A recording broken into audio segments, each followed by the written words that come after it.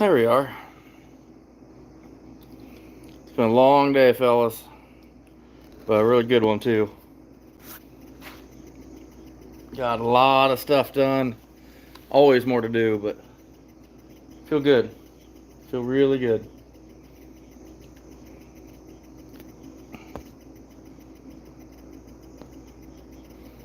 There we go. Yeah, it's another late one, isn't it? Do a lot of these late night lives, it seems like.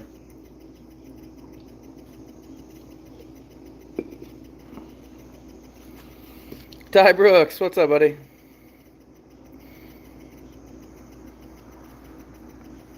Hope everything's going well for you, bud. Johnny boy, yo, what's up, my man?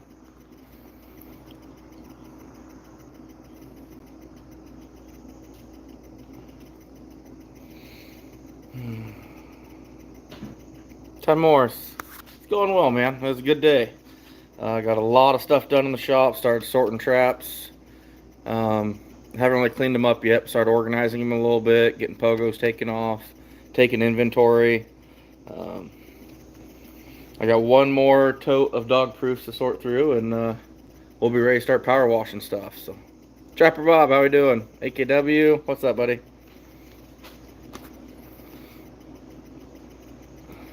No, it was a good day. Really good day. Long day. Tomorrow's gonna be even longer. We're blowing insulation in the attic finally. So I got everything all set up for that tomorrow, which, oof, it's gonna be a long one. Hopefully get done in the morning when it's still only about 60 degrees outside. That would be great.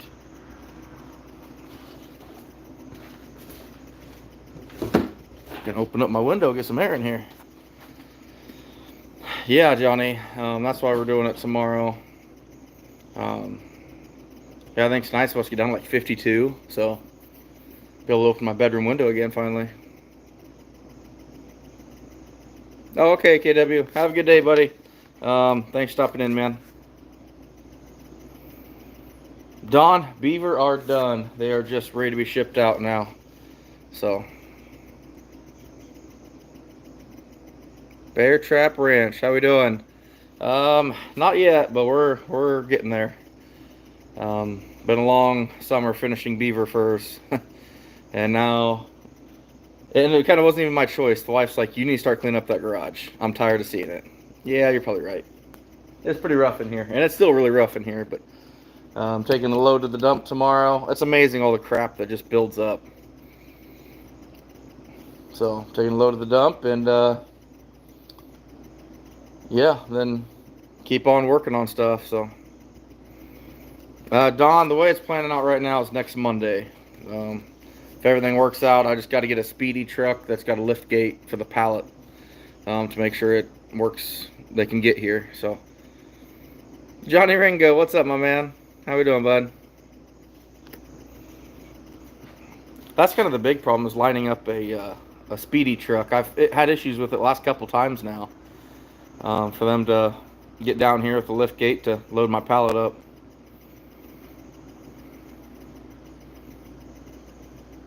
Hopefully get it all worked out though. It has to be moved here in about, if it doesn't get shipped up next Monday, the following Monday I'm gonna have to drive it up there because he's getting ready to send stuff overseas. So it's got to be moved quickly. And of course, it's Monday when they're doing it, so I'm gonna take everything out of the freezer, let everything decondense. Is that a word? Decondense?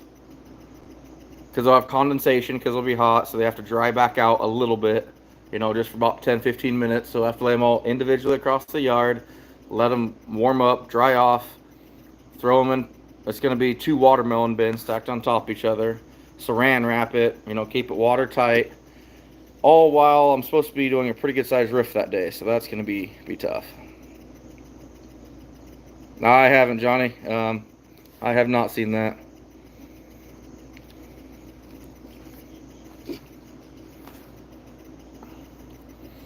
But I'll tell you what, tomorrow's weather is going to be really motivating. Plus, it felt good to actually work on traps in the shop a little bit today. Just kind of taking inventory, and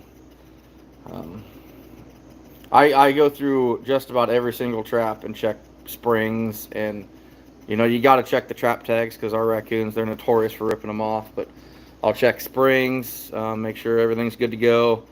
Um, you know, make sure the dogs don't get bed on dog proofs. Everything's kosher and ready to go. Yeah, Dan, it is. I wish I'd be able to take a video or a picture of it because I'll tell you what, you get about 600 pounds, which is going to be right close to 400 beaver spread out individually across the yard. That's going to be kind of a cool sight. So, but we'll see. Like I said, I have to stop in the middle of my roof job and come home and do this, which you're probably talking 3-4 hour job. So that's going to kind of suck. But it is what it is.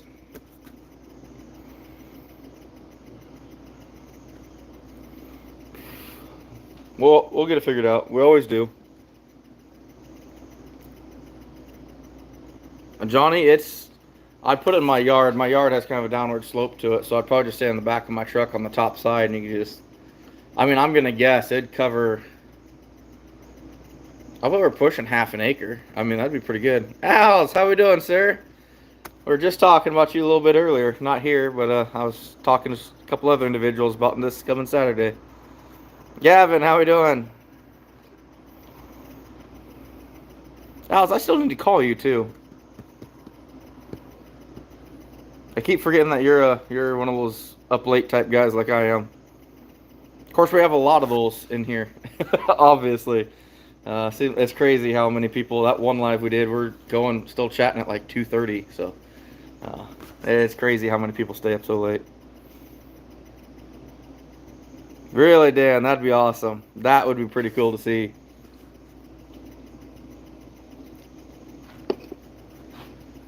David Hamilton, what's up, bud?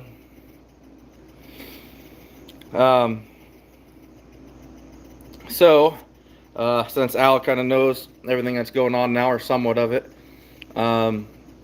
this coming Saturday, for Al's wife's benefit auction, I've got 5 furs picked out that I'm selling. Not selling, auctioning. We got a coyote, 2 skunk, and 2 5XL coon. And then I'm attaching assortments of stuff to them. One is a $50 gift card to Sleepy Creek Tannery. Ben reached out to me today after hearing about it, and he goes he wants to help too, which is awesome. Then I'm going to attach probably some TS85s to one and some dog proofs to one. And I'm not sure on the other 2 yet. I've got to get that worked out yet. But no one's going to know what's attached to what. That's what's kind of cool. So, you know, you'll be bidding on these 5 furs. And then when all the 5 furs are done, we're going to reveal like a number on the inside of them of what their prize is. And all the prizes will be 1 through 5. So no one will know. Be kind of different, I think. Something kind of interesting. So... went to bed at 5 a.m. Oh, man. Man, I'm sweaty still. It's still hot in here. It's still like 80 degrees. It's terrible. But, yeah. I'm looking forward to getting that rounded up. Yeah, I get it, Johnny. Chatting with Gavin. I don't think you missed the last one. Maybe you did. I'm not sure. I don't know. I do so many lives anymore. It's just ridiculous. I mean, I don't even know when some of them started and when some of them end. The last one I did, we deleted it because it got pretty deep subjects of the world and everything else. Oh, absolutely, Alice. We're gonna do everything we can to help in any way, sir. Hopefully the people turn out. That's all we can do is promote this and really, you know, share our. Hopefully all our outdoor brother and sisters show up and you know, we can help support you in any way we can, buddy. Johnny, I'll tell you what. He does have. I know. Oh, I'm not sure where it's posted now, but either Boxy, Mark Larson, or Off the Hook Teddy, they've got access to his, I think it's his PayPal account. So there's people that are just donating a few dollars, whatever they can spare, into his PayPal account as well. So, how's that? Hey, everybody's sir to me. I don't care if you're 8 years old and hold a door open for me. You're a sir to me. So that's just something I've always done.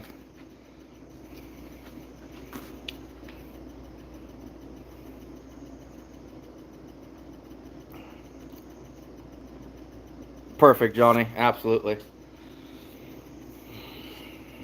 But no, we're season's gonna be here, guys. We are sneaking right up on this. So getting pretty pumped up. Got a lot of work to do in the shop yet, but um, sometimes I forget how much stuff I've got. Like it is a process to get that all sorted out. What's up with this kissy face? Where did that come from? Reminds me of my what I was called in middle school. Or maybe I shared that story. Maybe that's where it came from.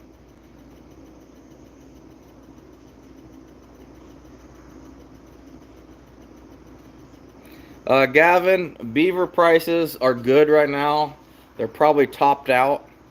I don't expect them to go up anymore, but I do expect to see them drop a little bit to a decent amount, possibly by spring. So for anyone trapping beaver, I'd suggest hitting them now and getting them sold as quick as you can.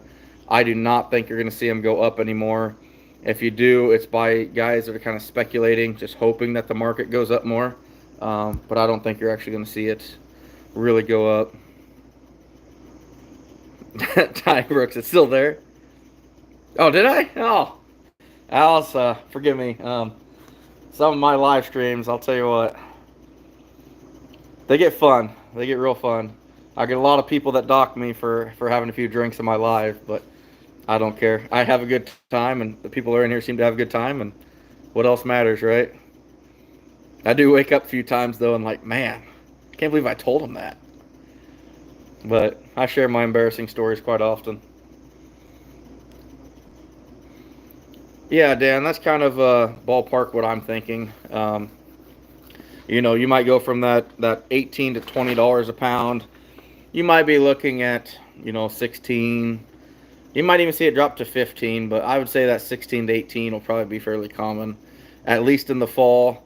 I actually just talked to my buyer today for about 45 minutes on the phone, and he basically told me, beaver are good, get them while you can, but let's move them before spring if we can. So that tells me he's nervous about what's ahead too.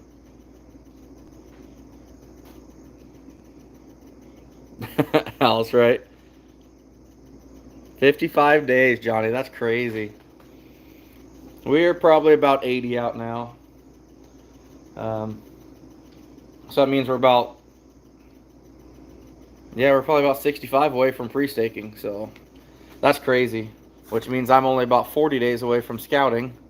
Which means I got to get in gear.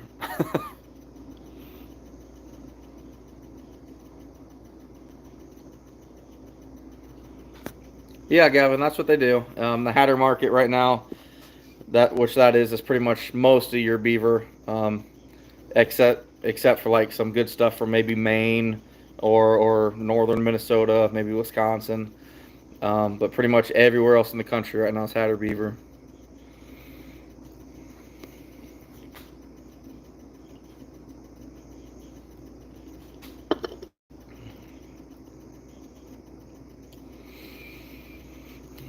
Got some convention beer still. Kind of the leftovers of nationals. James, you're not at work tonight. There he is. Now we should just be like, all right, live's over. Sorry, James. Yeah, Dan, that's kind of what I'm doing today. The wife kind of pressured me a little bit to start getting some work done, cleaning up the shop, and she's right. It needs to happen because it's a disaster in here. My biggest flaw with my season and trapping how I do is the lack of organization or maintaining organization. Before season, I can have everything. I mean, I'll have my knife right here, a comb right next to it. Everything's perfect. but by day 3, it's just gone. Um, you know, next thing you know, you got pop cans mounted up on the table, um, old rubber gloves that you plan to reuse laying everywhere. It gets bad, and I don't maintain it. I should just take about 2 hours every week and clean up, but I don't, and that's what leaves me in the disaster that we're in now. So, but she got me motivated to get out here and start getting stuff done. Did that today. Sorted through 450 of the dog proofs. Still got most of my 220s to do yet, but we're getting there. We are getting there. Oh, really, Alice? That's crazy. They're definitely outside your front door. Next Gen, what's up, my man?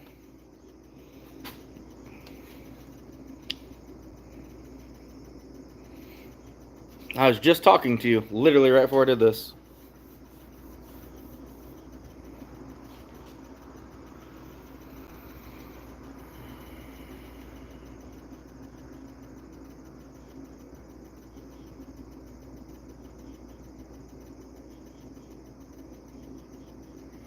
Oh, I get it, Gavin, for sure. I get it. Nice, James. I'll tell you what, I'm getting a little bit motivated just by watching Next Gen. He's sending me all these Snapchats and stuff of got 1,100 anchors done, got my shop all cleaned up and spotless. And I'll tell you what, Next Gen, since you're so ready, buddy, come over here next time. We'll do a live together, and I'll even supply the beer. But I'm going to need you over here about 6 hours. Better make it 8 hours before our live. Got a few things you can help me with. How's that sound? Yeah, okay. I figured it was pretty close here, Next Gen. I knew it was coming up.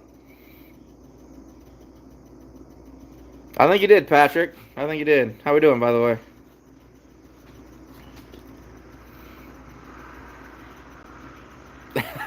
Johnny, yeah, that's my best friend from high school. I feel so bad for him. He's such a good dude. He should have hated me years ago. But before he moved in with me there for a little bit, but before and after I did that, I'd be like, "Hey man, want to come over for a beer tonight?" Oh sure.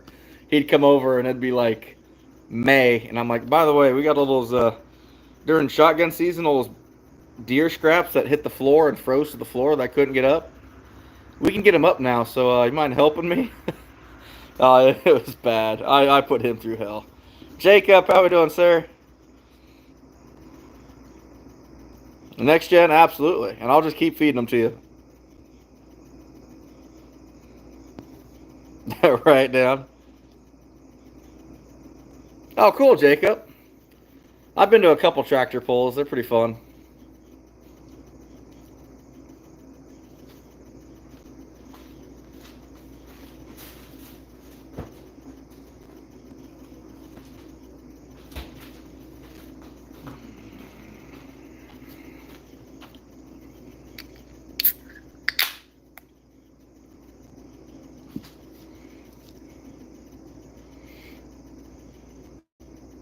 So, Next Gen, what would you say your ratio with the fish that you have?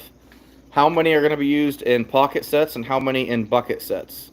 Do you think you'll be at about a 50-50 mix for the year, or do you think one going to drastically outweigh the other? KRM? Absolutely not. Absolutely not. That same buddy of mine, I shouldn't share this story. This is terrible. That same buddy of mine showed up to help me rewire my boat trailer. Granted, we're 23 years old, 24 maybe. He showed up, and of course I had a couple cases of beer because he's helping me. And this is actually one of the less gross things and dirty things that he could have ever have helped me with compared to what I asked for. So he comes over, I got a couple cases of beer. Woke up the next day, we hadn't even touched any wiring, any lights, but both back truck tires of mine had boat wheels on them. Some reason we took my boat wheels off and put them on my truck. Like, they weren't even like lug nutted or anything. They're just there. I don't even know how they fit. Oh man, we used to do some stupid stuff.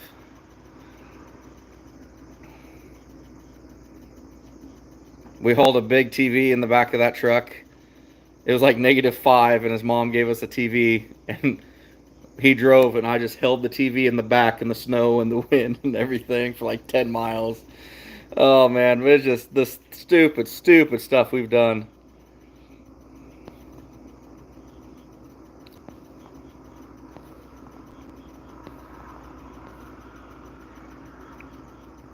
You use 1/8 on them, James. I used to make mine out of actually 5/64ths, but I definitely went to 3/32. I feel it's a lot better.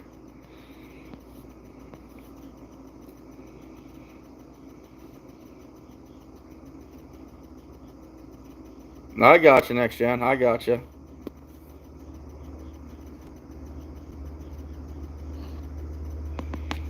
Yeah, next gen. If it's a week, you said a week from tomorrow, you come down. Yeah, KRM, right? Man, we used to have a lot of fun.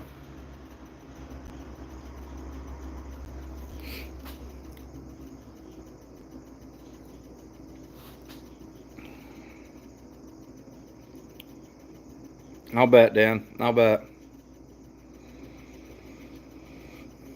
Oh, next Monday. Okay. Hmm.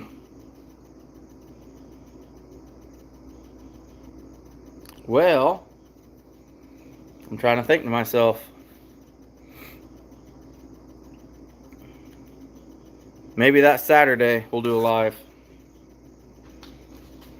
I should have that roof done by then. Hell, I should just hire you out to help me on the roof.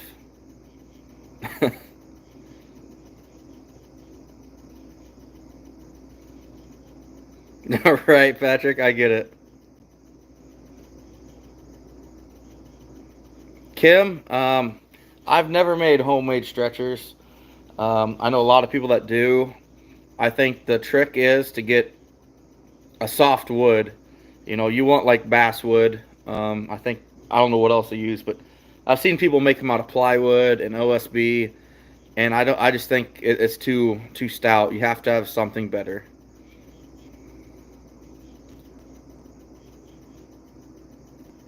Oh wow, Johnny.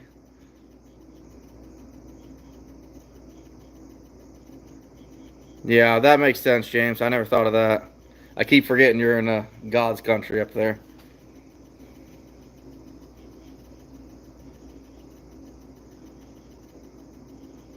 Wow, carry him. Oh, people finance you for anything now. They'll finance you until you can't even can't even find a job.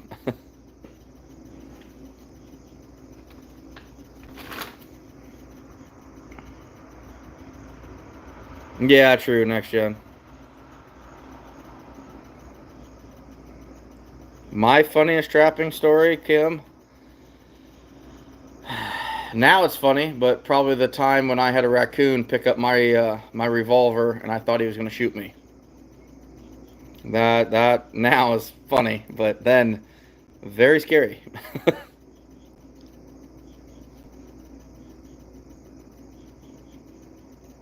Right, Dan. Exactly. Yeah, you get some of those top lots, and they're definitely difficult to beat. Yeah, Johnny, and that's what I've got going on too. I mean, I've got plywood for all my beaver, but everything else here is basswood, including my newer ones from Top Lot that I just got. Wait, no, those aren't my new ones from Top Lot. My Top Lot ones were the Fox boards. I got some Fox boards from Top Lot, but yeah, this is all basswood. I like that the best. Those I've had a lot longer. Obviously, they got more grease on them, but I really like those boards.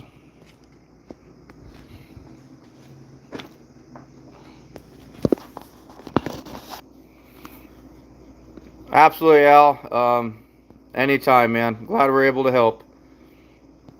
You take care, sir, and we'll see you. We'll see you soon. I'll be giving you a call, buddy.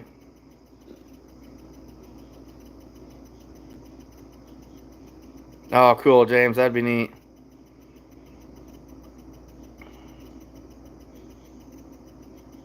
Yeah, right, Gavin.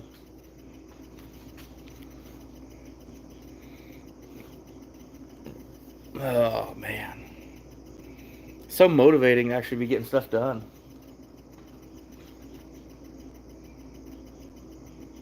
Oh, well.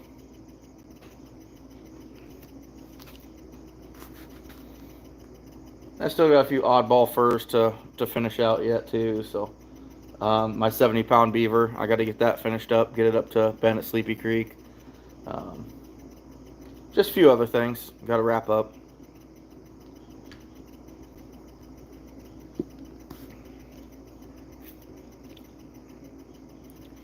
Patrick, all the beavers were skinned out. It was just flushing them that I had to do.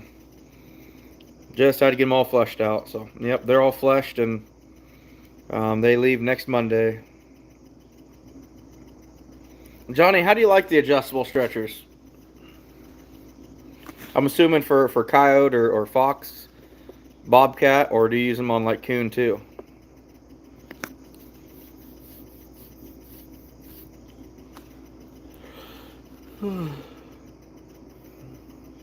Okay.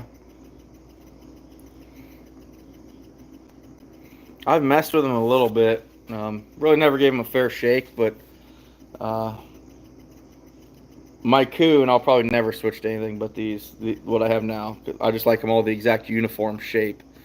Um, but coyotes and stuff, I could definitely see them having a bit of an advantage.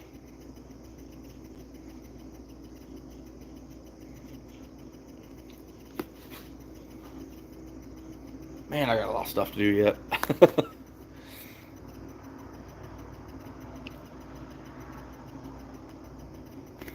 My daughter made me a painting to hang out in the garage. I showed this the other night too.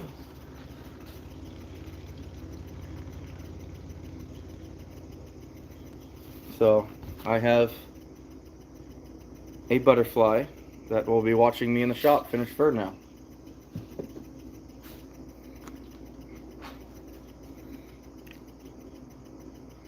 It's kind of bittersweet though, because she's like, here you can hang a picture out there since you're always out there. And it's like, oh, that's harsh. Hey, Anthony, how we doing, bud? Yeah, I get it, Dan.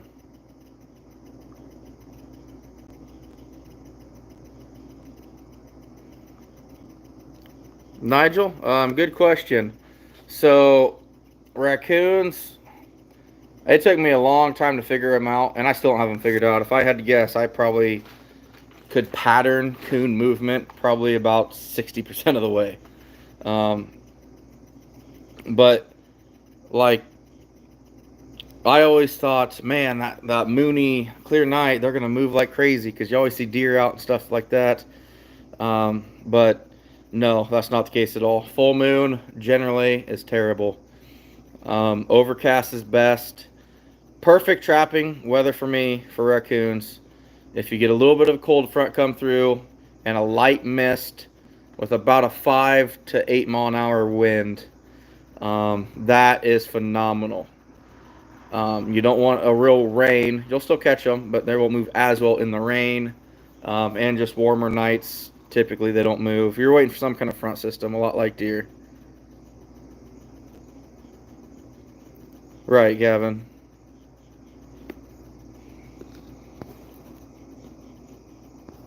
Kim, only caught toes. What size of trap are you using? Oh, I'll bet, Johnny.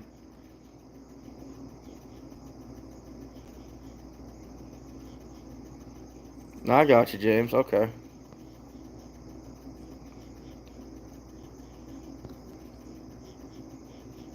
There you go, Anthony. There you go.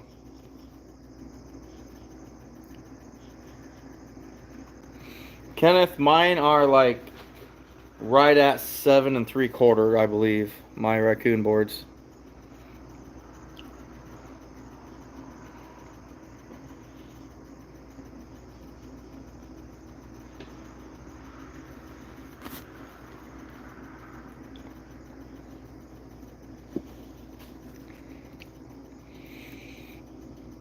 Um, okay. So Kim, That'll work. I would say it's probably not the best size beaver trap, but I'm not sure of your laws and regulations. Um, One thing I would say, if you're doing a number 3, I'd suggest a front foot catch. Um, yeah, Johnny, you might not have access to them though. So, uh, one thing I would say, no matter how you go about it, what do I have? Hold on.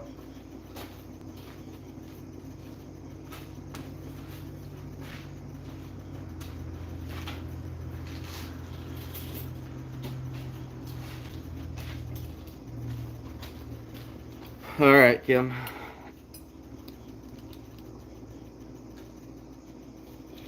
So one thing I would say, if the bank is here, okay, so the bank's right here. Don't hold on.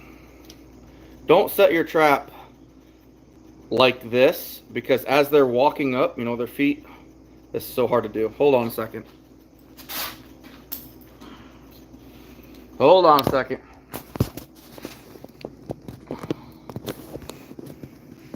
All right. So if you set it like this and they're walking up, you know, a beaver's got a big foot. So he's going to come and he's going to step on it. And when he does, it can actually throw his foot out. Versus if you would throw it sideways, it'll catch him from the sides. Obviously, this is just a 1.5, so this isn't near big enough. But you kind of see what I'm saying. Those smaller traps, you know, they're just going to, if you catch them by the back foot, it's going to literally, it could throw him out. Or, you know, it can pick up the side of his foot, and that's why you're catching toes. Just something to think about. Yeah, Johnny said it right. Set through the trap, not across it. So you want the levers on top and bottom. That probably is a better way to say it. Oh, that's awesome, James.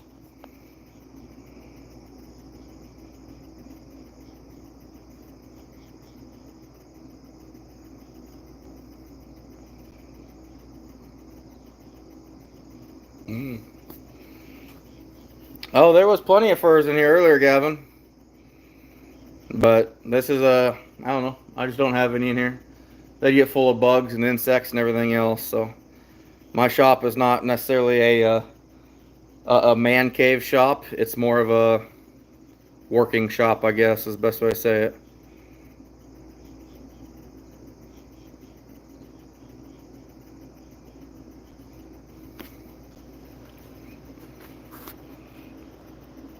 I mean, I know Dale Billingsley, he has pretty good luck with, I think, the Bridger threes. Um, I haven't figured out that art. It's kind of an art to catch beaver, I think, with smaller traps. It can be done. I've caught and held them in 1.5s. Nothing massive, but I've caught 40-pound beaver in 1.5s before, so it's very, very possible.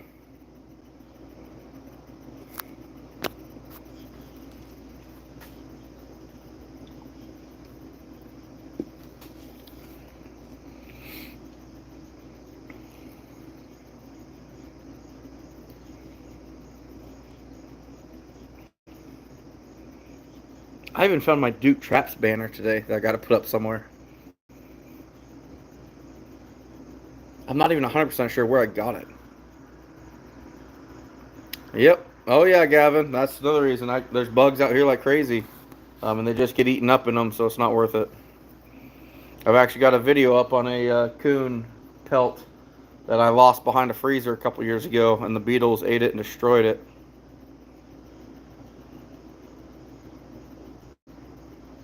Yeah, Dan, and they will. You know, obviously they absolutely will. Um, would I suggest using that for beaver? No, nor would you probably. But you know, you work with what you got. That's all we can do.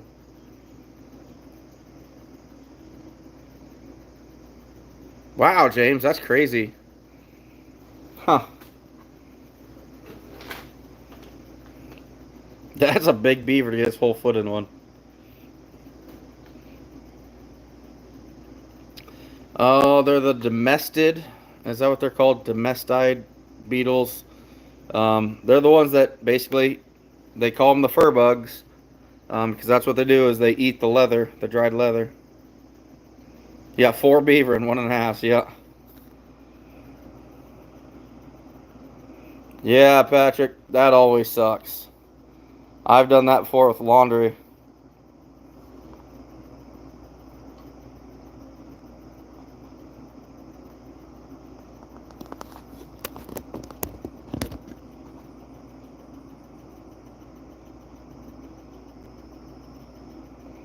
Yeah, that makes sense, Patrick.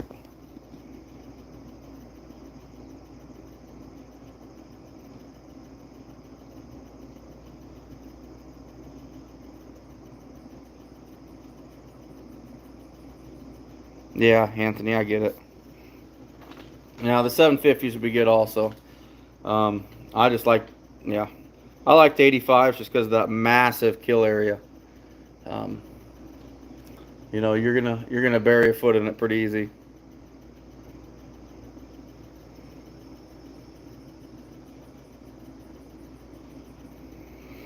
Still got to figure out my plans and what I'm gonna do this year. David Bowie. That name sounds really familiar, Carlos. David Bowie. Why does that sound so familiar? Probably some famous somebody, but I don't know famous people. So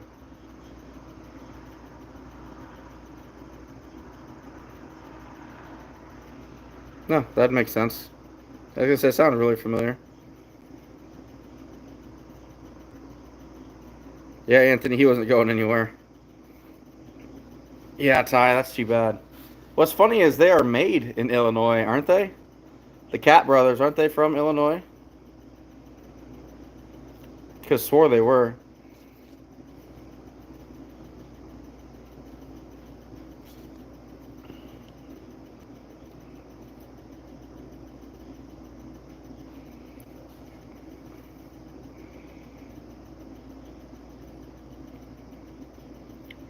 Yeah, that was my first DVD that really opened my eyes up to road lining. Was Kyle Katz Road Line Antidotes, Trapline Antidotes, Road Lining, or something along that.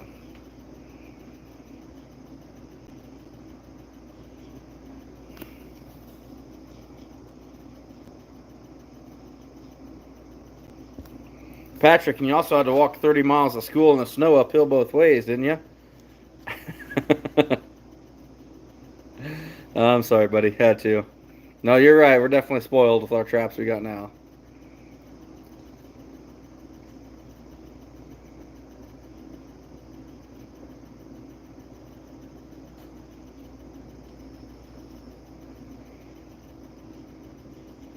Yeah, the 85s are just phenomenal.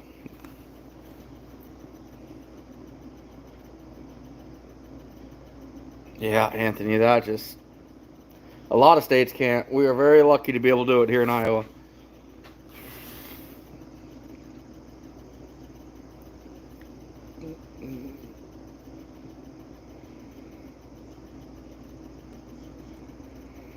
Yeah, James, I started with Bridger fives just because they're cheaper. I liked them, but the ears on the levers are just shorter, and I don't like them four coil. They are stout. Um, I setting a Bridger number five over your knee. I can do it, but it is everything I can, and I don't like that. I don't like to be sitting there shaking because you're working so hard to set this trap over your knee. It's ridiculous. Oh, nice, Johnny.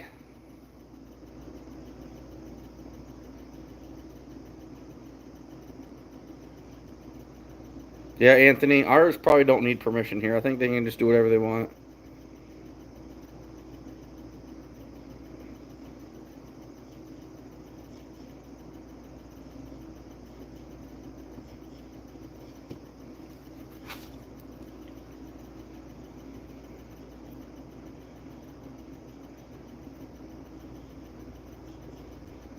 Yeah, Patrick, that would be cool. Um, my boy wants to go out and kill a deer with like one of the old school muzzle loaders, like the flintlocks or whatever. I told him, man, maybe down the road. Right now, let's just kind of focus on getting some meat in the freezer. Once you get some like kill a deer with the muzzle loader first. Um, or several deer, learn all about it before you go trying something really, really hard to do.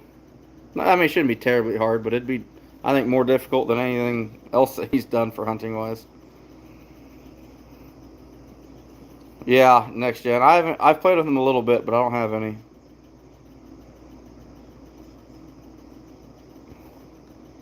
Anthony, you're only 5'4". Hey, Flintlock, how we doing? No, Gavin. If I do, it's on accidents in my dog-proof traps. I don't target them at all. Anthony, they said I'd be 160, and yeah, I haven't seen 160 since like junior year.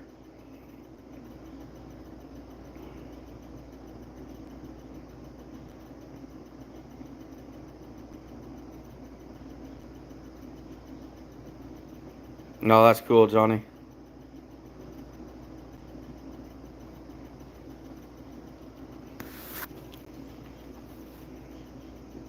Yeah, I like Dukes for sure. Oh, I'll bet, Johnny. Yeah, I bet you'd have to modify them pretty hard. Man, that'd be cool. I got a coyote inside that is damn near the size of a wolf. This thing is massive.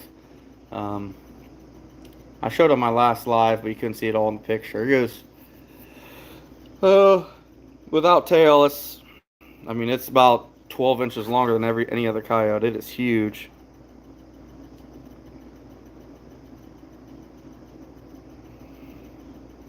Shorty McGee.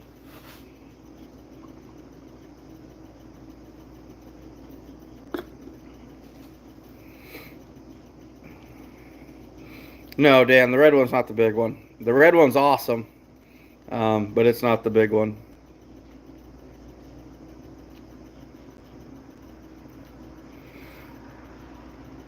Yeah, Johnny has to. Yeah, I don't blame you.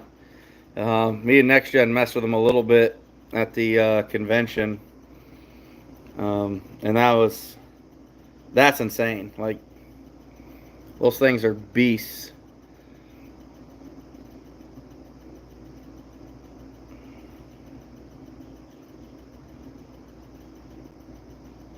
No, I get it, Anthony. Hot and stuff. How we doing?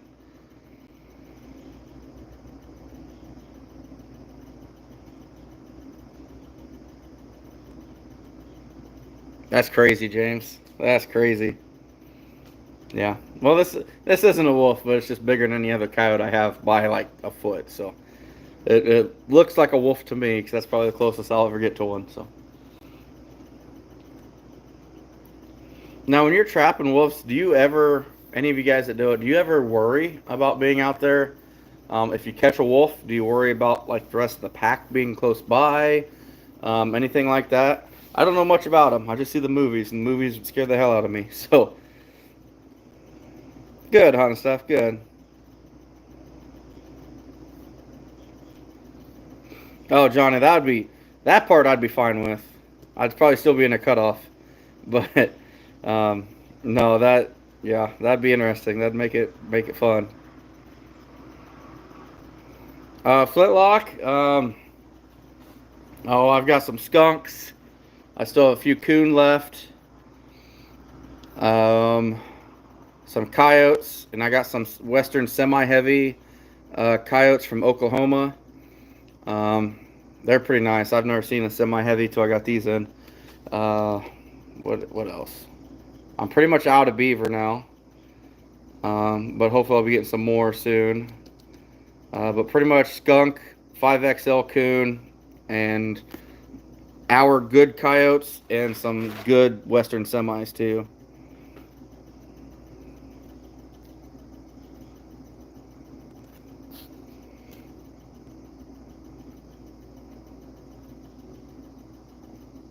Tech nuts, how we doing, bud? Really, Johnny? Okay. Does that ever worry you? Like, has anybody ever just randomly been killed by wolves out there? Flintlock. I've got two, but I've debated on selling them, but I really don't want to. I'm probably holding on to them.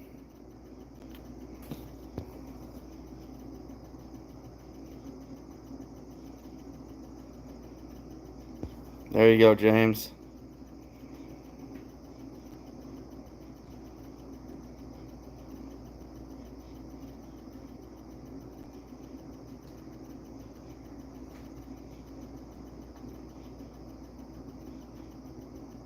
Oh, that's crazy, Anthony. No, you're good. You're good on stuff. Really, Johnny, you never worry about wolves out there. That blows me away. I would kind of figure people would be more worried about being stalked by them or something, but then again, I don't know. I've never been out there, but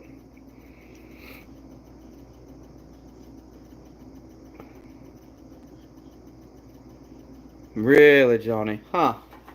That's interesting. I never would have thought that. Uh, that's amazing what TV and stuff portrays them as. Flintlock, right? Right. I'm sure my wife would just want to go out and pet it because that's what she does. But no, I feel good. We got a bunch of dog proof sorted out today. I'm starting to compress all the 220 springs, getting them toted up. Uh, Getting a lot done. Feels good. Feels really good.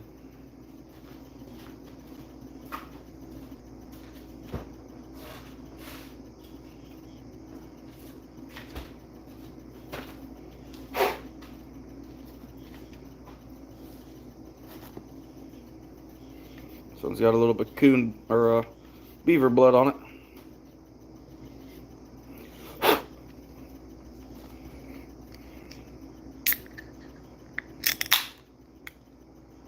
You've been set up by wolves?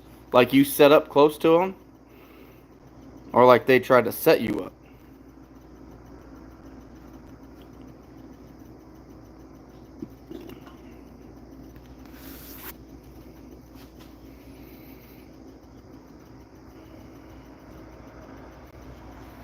Yeah, Patrick, I know the coyotes are. But I haven't heard anything about wolves doing anything like that. Yeah, doing that all by hand sucks, doesn't it, next gen? No, I did. I sorted through ones, found a few that weren't compressed or that were already compressed. Then I probably did, I don't know, 4 dozen of them, and then I kind of called it quits for the night. Hunting and stuff, you're probably right. Probably right.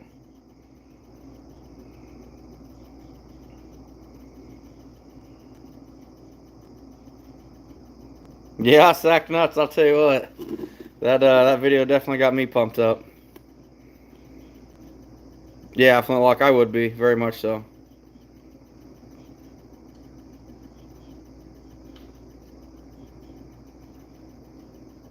I'll bet.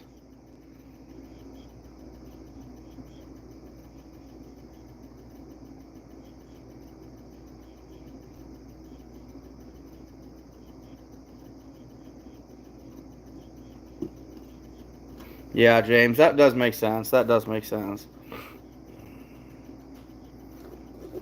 Oh, yeah, a little extra iron. It's fine.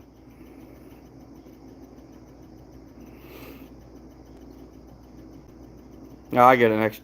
I'll tell you what, next gen depends what you're dipping in. But I do know that if you're doing like a 5 gallon bucket, you're gonna have a real pain in the butt getting a 220 in there, non-compressed. But I don't know what you're planning on using them in.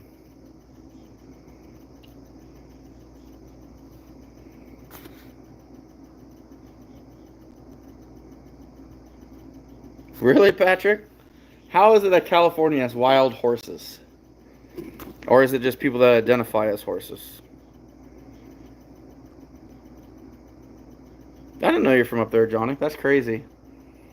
My dad said when he drove through Montana for field trials, he said that was some of the best country.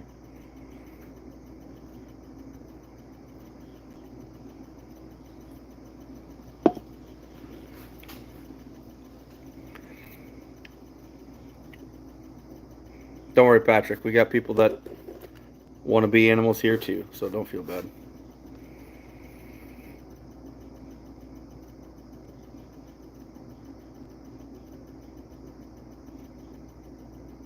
Living a postcard.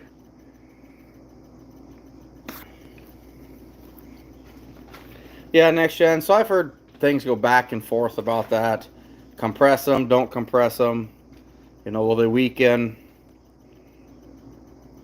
I was a firm believer in that the springs will weaken if you leave them compressed. Now, not as much. I mean, I still will try to decompress them if I can, but I don't think it hurts them as much as I originally thought.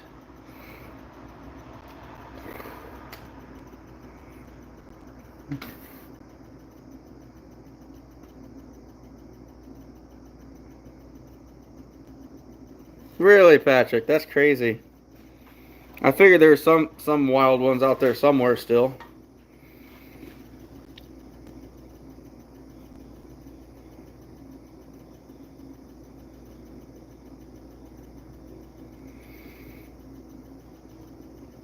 I'll tell you what, Ty. I found this today.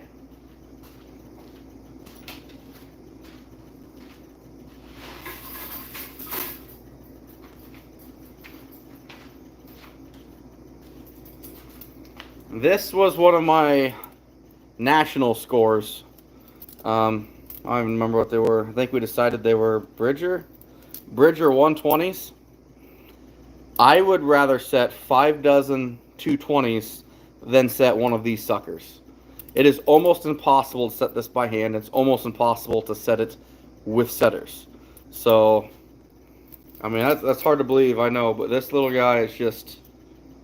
the springs, they don't slide over the eye of the side, so you have to compress it in the middle, because normally I can get it down here on the bottom and just kind of, force it down. Nope. You can ask Next Gen. He was there. Both of us struggled like crazy to set this damn thing. It was ridiculous. You want to talk about making yourself feel weak? Wow.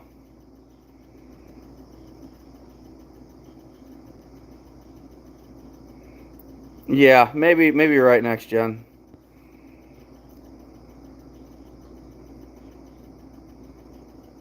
Oh wow, Patrick, I didn't know that.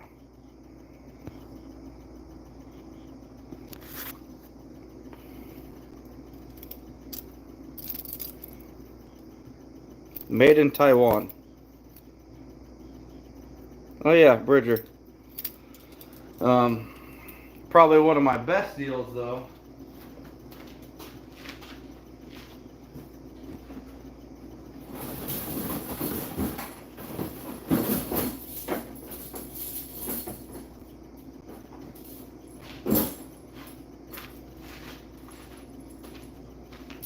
I have 100 brand new Victor 220s that I scored for $6 a pop.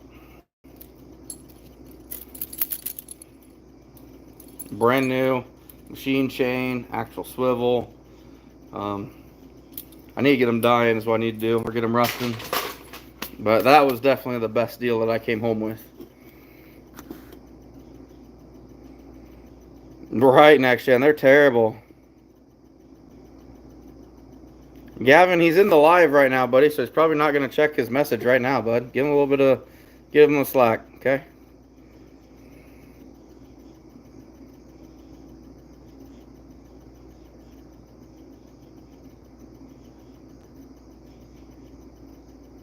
The springs aren't the problem, James. It's just getting them to a point in the middle. It's just different. I'm sure if I messed with them a while, I'd do a little better, but...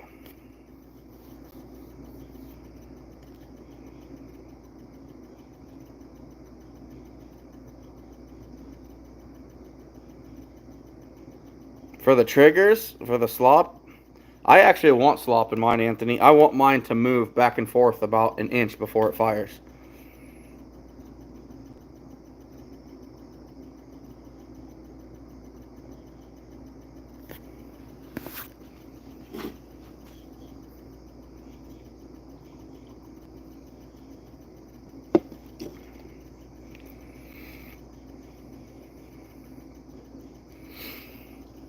But yeah, those 220s are going to be awesome.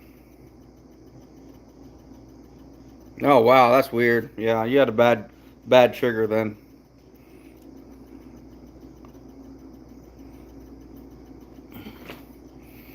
Nope, all of my triggers, well, I can't get that out of the way, I guess.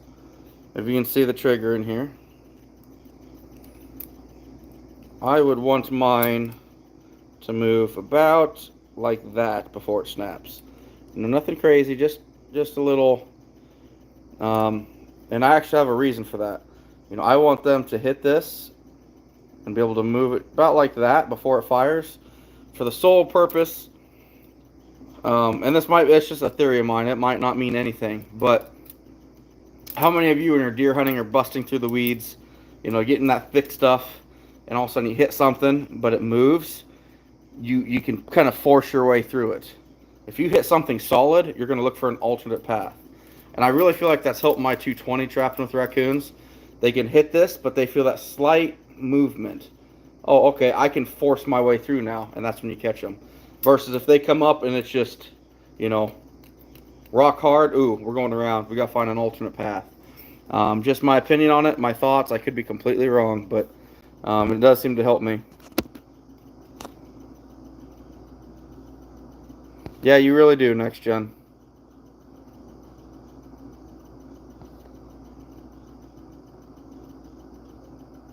Huh, Anthony, he must have tore it up somehow. Yeah, James, I get it.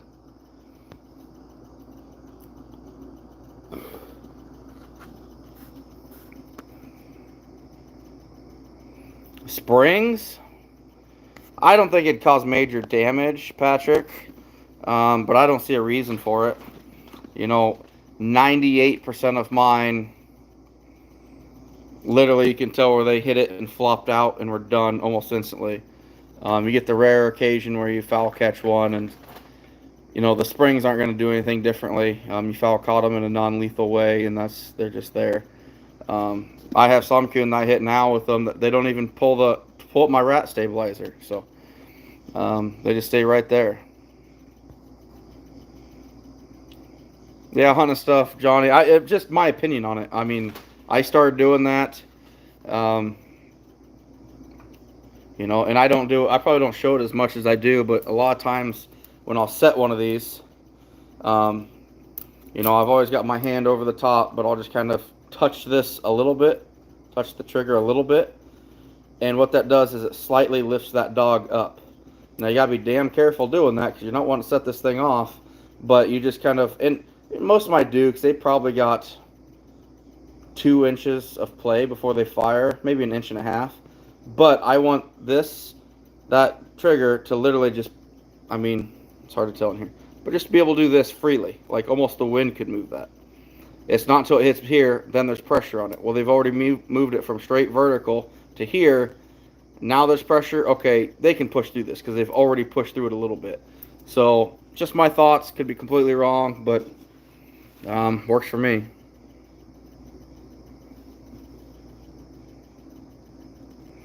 I'm on my computer when I'm inside. I'm on my phone when I'm outside, Gavin.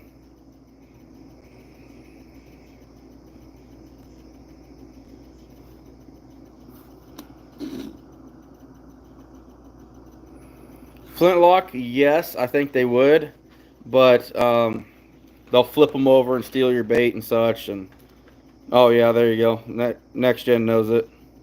He'll tell you. He's the box guy.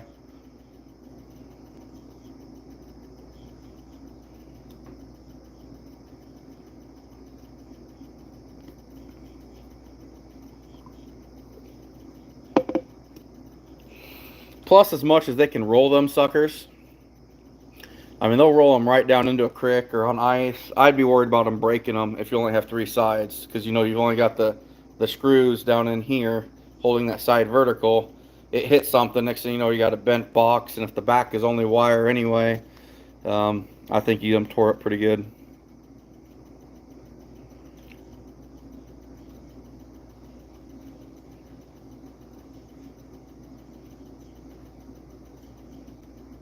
Really, Ty? That's crazy.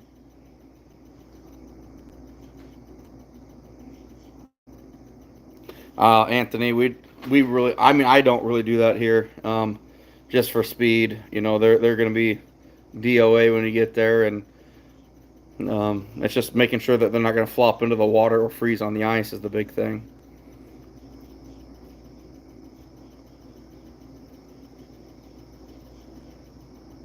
Right, Anthony. Yeah, I thought you played with them a little bit next gen, but I wasn't 100% sure.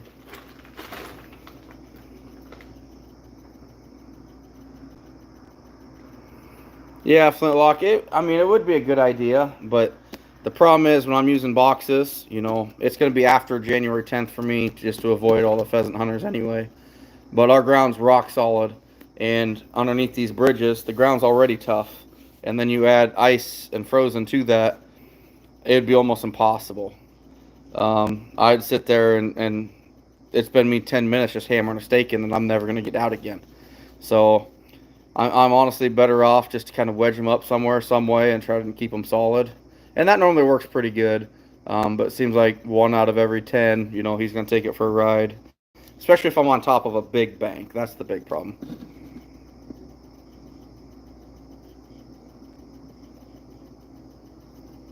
Oh, there you go, James. Yeah.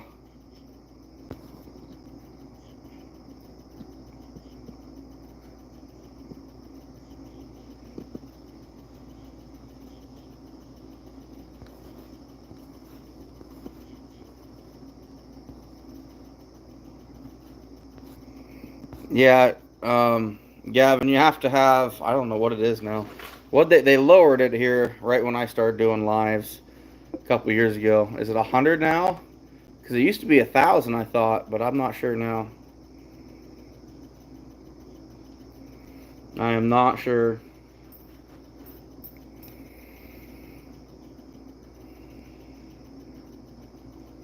I'm getting excited. A lot of work to do yet, but I'm excited. Is it 50, James? I knew they lowered it drastically. But wasn't it 1,000 or something? Or was it just 100? Because I knew it was up there a little ways.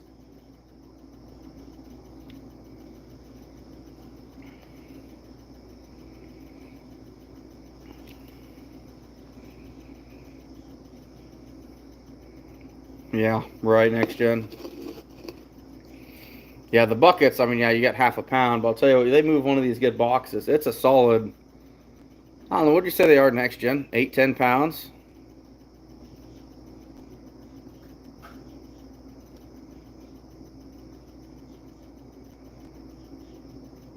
Okay, Honda stuff. That's what I thought it was.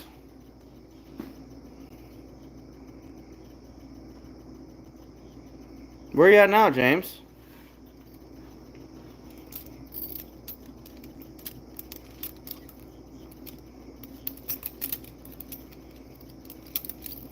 Oh man, this thing sucked. Probably one of the hardest traps I've ever set, other than the that Duke 850 at Nationals.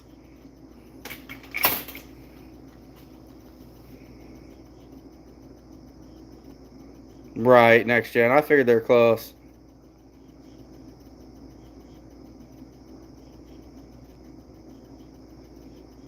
Right, yeah, Patrick, that makes sense. Oh, cool, James. Yeah, you're getting up there then. Yeah. Hopefully you get there this season, buddy. No, next gen. I'm afraid I'll catch myself, and I'm more scared of that than the 330 right now. That thing is mean. Mean, mean. Oh, yeah. And I get it, Anthony. Just takes time. I was just very, very, very lucky with mine. Probably just because of what I called my first season, which ended up being a disaster of a failure for what I called every episode. So, but that's what it is.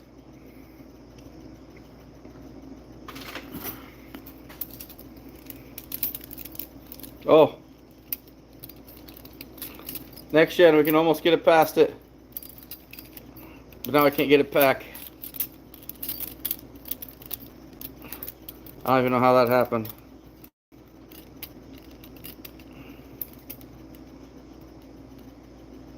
Now I'm in trouble.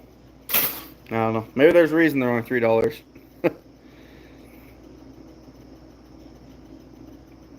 Oh yeah, Anthony. Yeah. Well, that wasn't that long ago though. That's March, the third month. We're on the 8th. That's only 5 months. Seems like a lot of them are 6 to 8, I think. Um, Sleepy Creek's right around that 6 to 8, I think.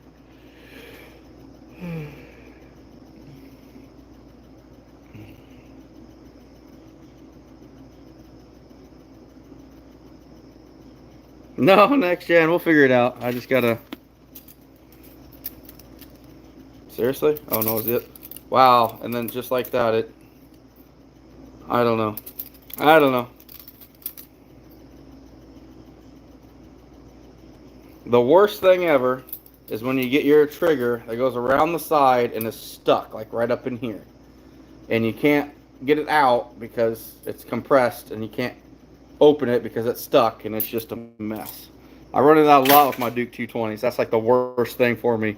I need to put those little sidebars on them to keep them from doing that.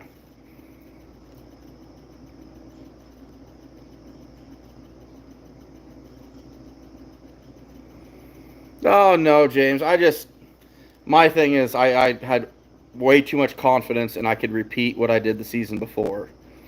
And I did not realize what a camera would do slowing me down. And holy cow. A lot of you guys know you start carrying a camera, and if you're in a hustle, in a hurry, and but trying to film and make quality footage, yeah, it's tough. It is really tough. Yeah, Anthony, just let me know, buddy, whenever.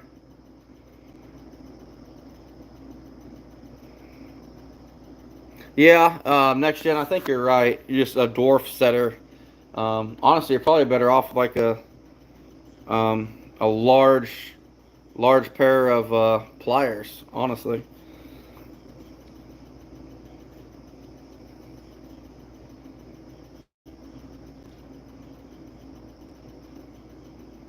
Yeah, exactly. Flintlock. I've seen that. And that's what I was talking about. Is put a little tack weld on the side there and keep those triggers in line.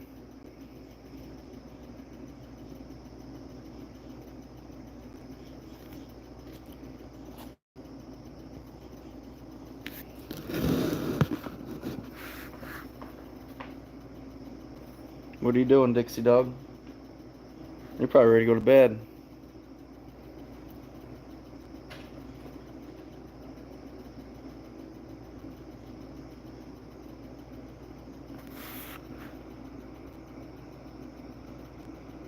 Oh, Dan, I still haven't done that, have I? I'm sorry.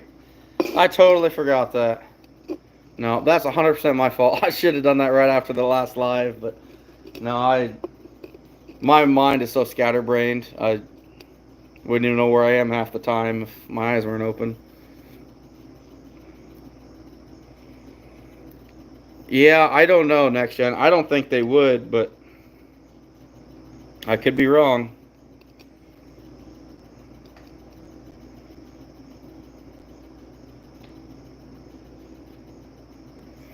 Yeah, Johnny, exactly. And that's what a lot of people don't understand is like I have so much going on every day. I've probably got I don't know, an extra 45 minutes to hour every day of filming, then come home and then throw everything online of that night. And that's what kills me is because I try to make mine kind of more like a blog almost, I guess if you will, a nightly thing of what we did that day. And man, that's a whole new ball game. That's a lot of work. Johnny, I replied to yours, didn't I? I talked to you just 2 days ago. You guys are gonna make me feel bad. I could have swore I replied to Johnny just a couple days ago. Because you said you were getting the Venmo or something, weren't you? See, I remember that. I'm pretty sure that was you that said you were gonna get Venmo, or your girlfriend was, or wife, or something of that line.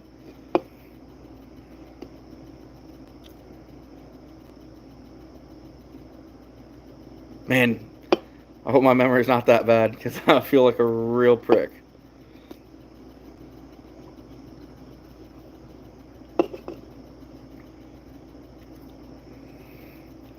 Nice. Oh, really, Johnny? I'm so sorry, man. I'm so sorry. Before I go to bed tonight, I'm gonna message you and Dan back. I'm sorry, man.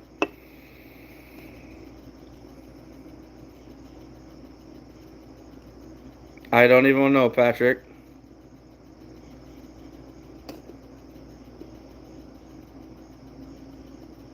Wow. Wow. Anthony, my camera mount. Um, I'll get it out of my truck just a second.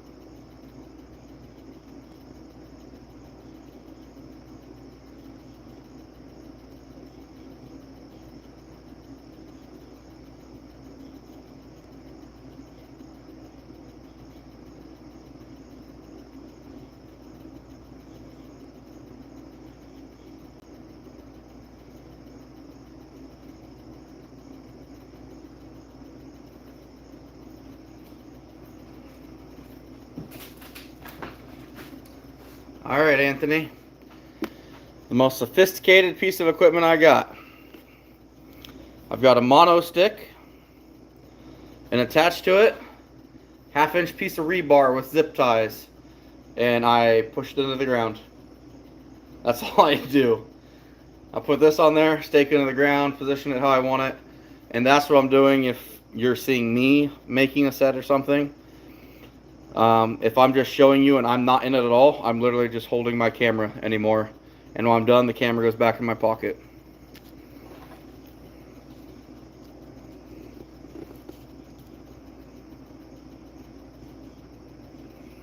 Anthony, I use that Hero 8, and that's got good stabilization. I don't know anything about it. I know how to turn it on and record on this. I don't even know the filters and all that stuff. That's just not my thing.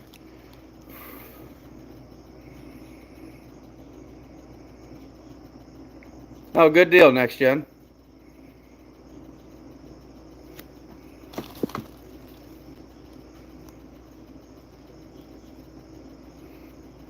But yeah, this is about as sophisticated as I get. And if I get in deep stuff, I can even move this down a little bit. Check that out. Now I got a longer stake. Yeah, Anthony, I mean, I don't know what I spent on this. 20 bucks, maybe. Um, it's got a top that can move and pivot or whatnot. I just leave it all attached, and I just, you know, when I get the GoPro in those slots, I can kind of aim it down or whatever I need to do. During coon season, this will probably remain attached at all times. And then, you know, if I'm just showing you, hey, here's a trail I missed, this is what's going on, then I just throw this in the passenger seat. Or I could stake it in the ground to film me. So, no idea, Gavin. Yeah, Patrick, it works for me. I don't know. I am not a sophisticated person. I drive a forklift for a living, so. But no, that's kind of how I do my filming, and then come home, and as soon as I come home, get my waders off, go inside, charge the battery, start uploading the footage, and then when I go in for the night, when everybody's in bed, sometimes not even when everyone's in bed, when we're sitting around watching TV, I'll kind of put the video together, edit out all the water towers or signs that say my street name or something, and then throw it on there. Whatever it is, it is.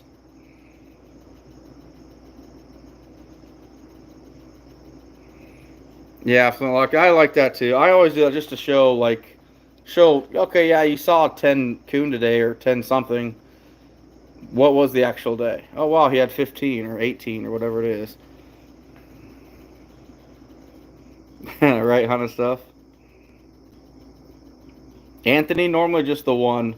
I used to carry like 3 with me, but now I just pretty much just used the one. I've always got a couple spares in the truck, but they're probably honestly dead by day 4 with the cold. Oh, there you go, Johnny. I hope you do, man. I hope you do.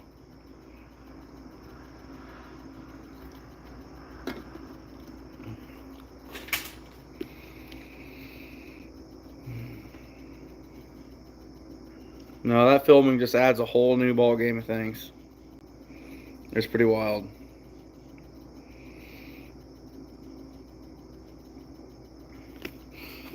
But see, for a lot of reasons too, like when I'm not catching a lot later in the season, when maybe I've only got 8 or 10 coon, it's cold. I'm keeping my GoPro in my front pants pocket, so my body heat keeps it warm. It's not getting cold because GoPro batteries die in the cold quicker than anything. So I keep it in my pocket. I can film real quick, the 30 seconds, minute, whatever, put it right back in my pocket. Saves the battery. I can still get probably an hour of footage out of a battery. So yeah, Flintlock, we're probably going to try doing a little more coyote snaring than I've done in the past too. So oh yeah, next gen, of course it is. I keep forgetting that you still got that 9 o'clock bedtime. Which I probably should get to bed too. I'm getting up at like 5 to get this insulation blown in our attic, so.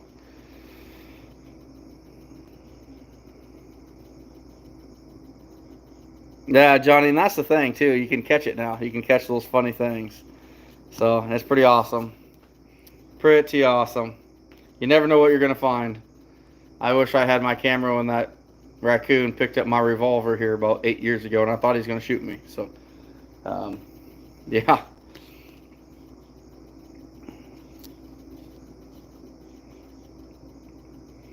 Hopefully, Patrick, if everything works out, which then again, plans always seem to either fall apart or change or, you know, evolve, if you will. But all I can do is plan for it and hope it works out. But anyway, we're going to bail out of here. I'm going to head to bed. It's a long day. Got a lot of stuff done in the shop. A lot more to do tomorrow.